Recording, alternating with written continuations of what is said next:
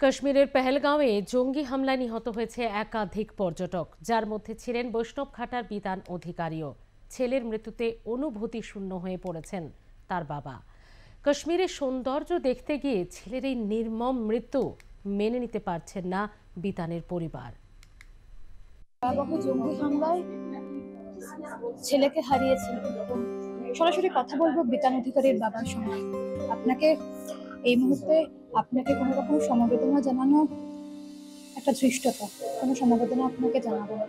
ছেলের সঙ্গে শেষবার কখন কথা কথা দেখা হয় নাই অনেক দিনই, তবে হ্যাঁ, বাংলা যখন নতুন বছর আসে, এই তো কবে জানি 8-10 তারিখ আগে, তখনই বলছে বাবা বাংলার নববর্ষর প্রণাম নেব, মা প্রণাম নেব, এরকম করে করে অনেক কথাবার্তা হল। এটা জানতাম না যে বন্ধু বান্ধবের সঙ্গে একত্র হয়ে ওই ইয়েতে যাবে, তার কাশ্মীর না, কাশ্মীর যাবে। ওর একটা দুর্দান্ত নেশা আছে, বাবারে বাবারে নেশা। তারপরে বউকে নিয়ে আর ওই ছেলেকে নিয়ে ওখানে চলে গেল।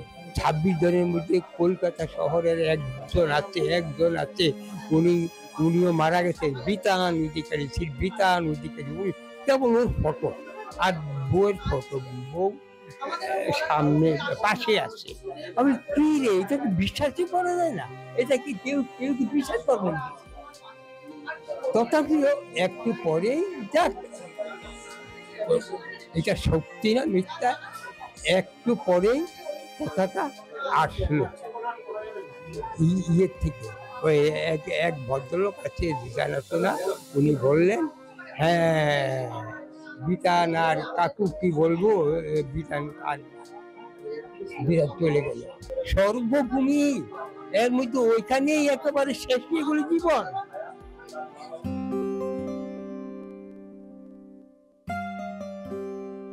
স্বর্গভূমি, ওখানে গিয়ে শেষ, লাইফ শেষ।